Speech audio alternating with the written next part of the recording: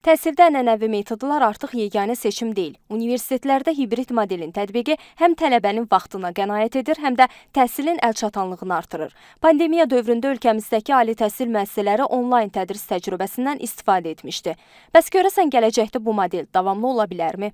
Tələbənin dərsə getməsi onun nəticəsinə təsir eləməyə bilir. Çünki bəzi tələbələr ola bilər ki, öz evlərində özləri məşğul olur dərslərlə.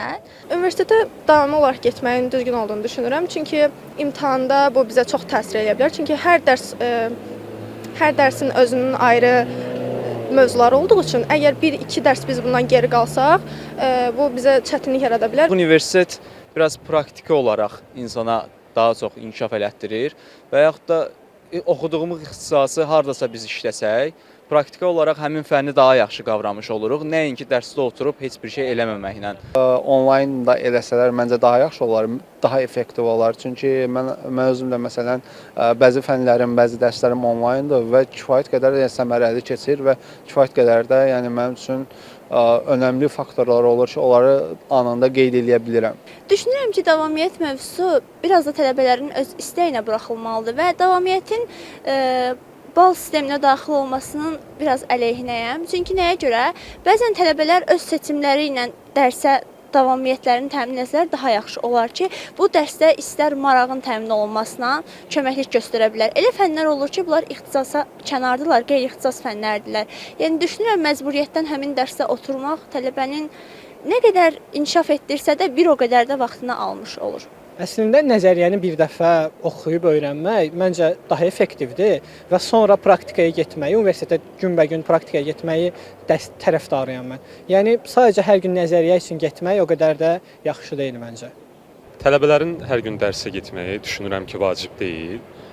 Verilənlərin öyrənilməsi daha fərqli formada tətbiq edilə bilər. Yəni tələbənin davamiyyəti düşünürəm ki, burada hər hansı spesifik bir rol oynamır. Əgər tələbə öz üzərinə düşən öhdəlikləri yerinə yetirərsə, verilən tapşırıqları, ona verilən məlumatları dərindən öyrənərsə, burada davamiyyətin yaxşı və ya pis olmağı ümumi nəticəyə təsir etməyəcək. Məncə belə bir zəruriyyət yoxdur deyə düşünürəm. Çünki hər gün bir dərs iştirak eləməkdənsə dərsdə, düşünürəm ki, həftədə 3 və ya 4 dəfə dərslər təşkil olunsa daha yaxşı olar. Hansı ki, bu şəhərimizdə bəzi universitetlərdə var. Məsələn, İqtisad Universitetində. Mən həftədə 4 dəfə dərsə gedirəm, bir gün getmirəm və bu mənim üçün çox müsbətdir deyə düşünürəm. Həm özümü inkişaf elətdirmək baxımından, həm də ki, geri qalan günlərimi yaxşı dəyərləndirə bilirəm deyə. Beynəlxalq təcrübə də göstərir ki, bütün dərslərin yalnız ənənəvi və yaxud da əyani formada təşkili artıq yəni yeganə çıxış yolu deyil.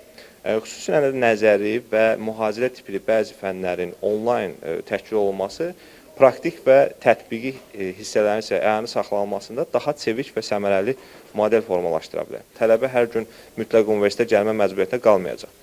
Bu da ona həm yol və nəqliyyat xərclərini qənaət etməyə, həm də müstəqil öyrənməyə, araşdırma və özünü inkişaf üçün daha çox vaxt ayırmağa imkan verəcək. Universitet üçün bu modelin hansı üstünlüklərindən biz danışa bilərik? İlk növbədə universitetin akademik resurslarından daha səmərəli istifadə etmək mümkün olur. Həm tədris imkanlarının genişlənməsinə, həm də təhsildə əlçatanlığın artmasına şərait yarada bilər.